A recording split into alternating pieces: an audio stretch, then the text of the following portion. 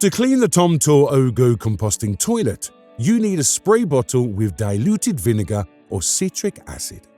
With just 1 to 2 sprays of the mixture in the toilet bowl and some toilet paper, the smooth surface of the toilet is quickly and easily cleaned.